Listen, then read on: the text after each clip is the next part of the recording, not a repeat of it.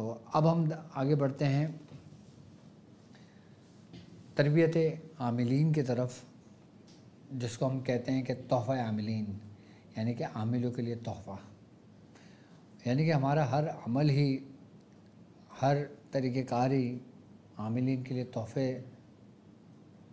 تحفہ ہی ہے، بلکہ اس سے بڑھ کر ہے، کیونکہ جو چیزیں ہمارے خانوادے سے آپ کو ملتی ہیں وہ شاید ہی آپ کو کہیں سند کے ساتھ ملتی ہوں۔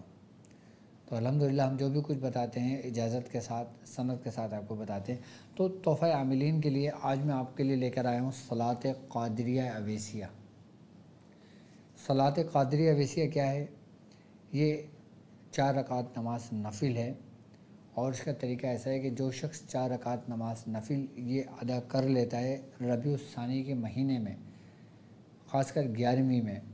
یا 11ویں اگر گزر گئی ہو تو کسی بھی تاریخ میں اس کو کر لے، تو وہ جس مقصد کے لیے یہ 4 رکعت نماز نفل پڑھتا ہے، اللہ تبارک و تعالیٰ اس کے تمام مقاصد کو پورا کر دیتا ہے، اس کی حاجتوں کو پورا کر دیتا ہے۔ اب صلاۃ قادریہ اویسیہ کیا ہے؟ بعض لوگ ایسے بھی ہیں کہ جن کے پیر و مرشد اس دنیا سے رخصت ہو گئے، کہ جب وہ اس دنیا سے رخصت ہو گئے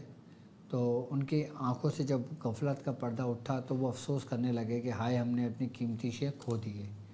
اب ہم کیا کریں، اب ہم کس سے فیض لیں؟ تو جو لوگ چاہتے ہیں کہ جو ان کے بزرگان دین اس دنیا سے رخصت ہو چکے ہیں، ان کی محبت ان کے دلوں میں کم نہیں ہوتی اور نہ ہو رہی ہے اور مزید بڑھ رہی ہے، لیکن وہ چاہتے ہیں کہ ان سے ان کا رابطہ ہو اور ان سے ان کو فیض ملے، اس لیے یہ صلاۃ قادریہ اویسیہ یہ پڑھیں گے تو انشاءاللہ ان کو اویسی فیض جاری ہوگا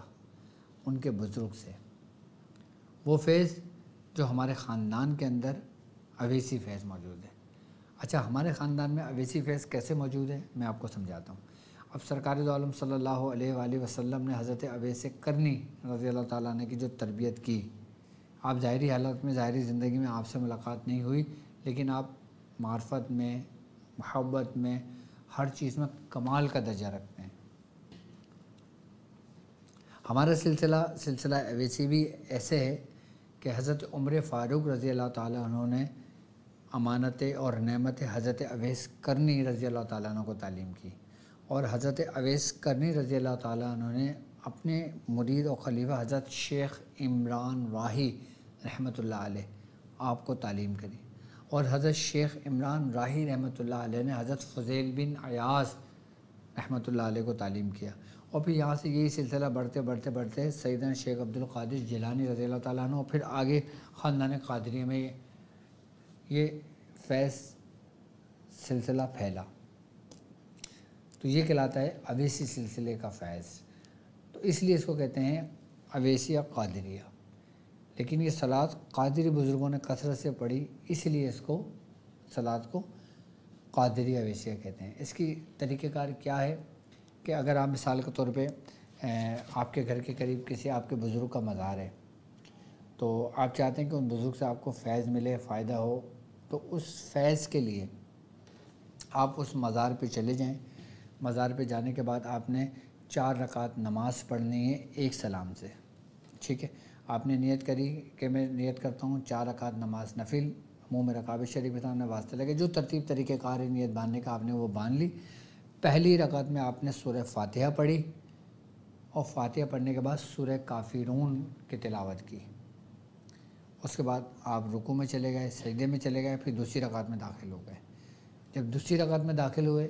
آپ نے سورہ فاتحہ پڑھی، اور سورہ فاتحہ پڑھنے کے بعد 3 مرتبہ آپ نے سورہ اخلاص پڑھی، سورہ اخلاص پڑھ لی آپ نے 3 مرتبہ،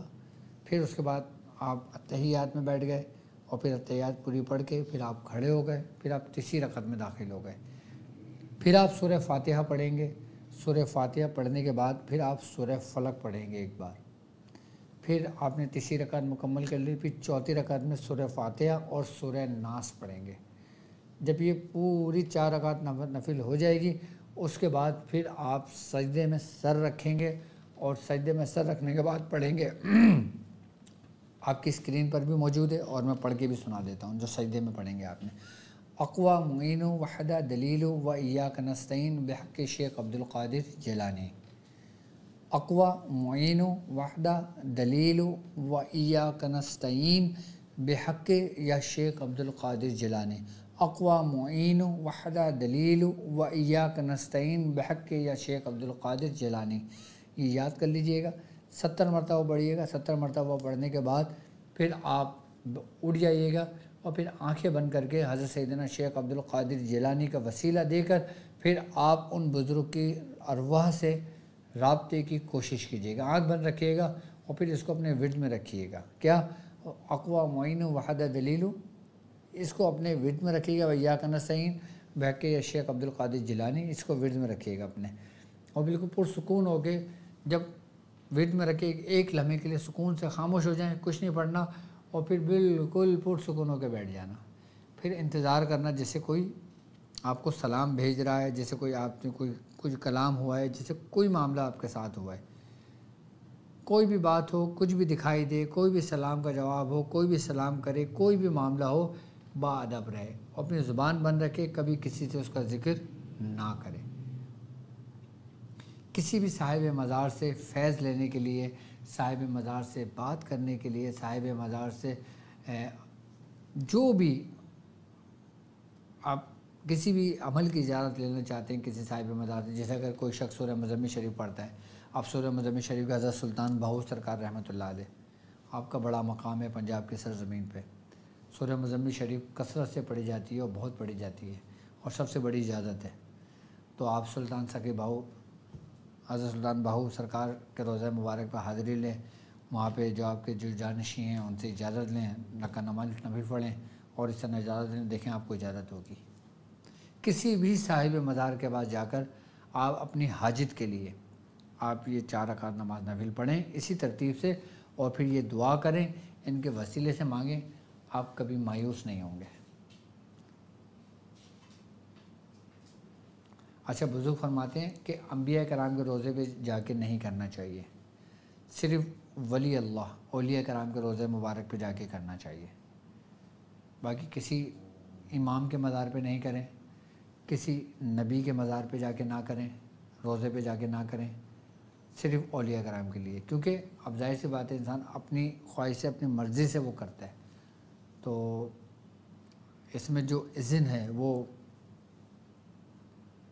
بڑا با کمال ہے، تو بزرگ منع فرماتے ہیں، بزرگ فرماتے ہیں کہ یہ صرف آپ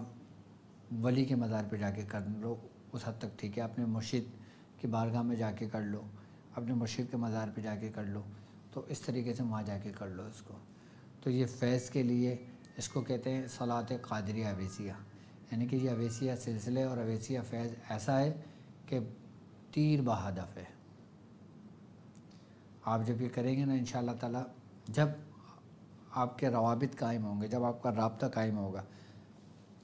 آپ مجھے بتائیں گے کہ ڈاکٹر صاحب واقعی آپ نے کمال کا عمل ہمیں تعلیم کیا ہے۔ باقی جو لوگ اپنے مسائل اور ان سے حل کے لیے پریشان ہیں، اپائنٹمنٹ لینا چاہتے ہیں، وہ اس نمبر پہ رابطہ کر سکتے ہیں، اور اپنے مسائل اور ان کے حل کے لیے، روحانی علاج کے لیے، جسمانی علاج کے لیے آپ اپنا نام، اپنی والدہ کا نام لکھ کے ہمیں واٹس اپ کر سکتے ہیں۔ ہمارے جو کال سینٹر کی ٹائمنگ ہے وہ دوپہر 3 بجے سے لے کے شام 8 بجے تک ہے، اس ٹائم بھی ہم سے رابطہ کر سکتے ہیں۔ باقی جو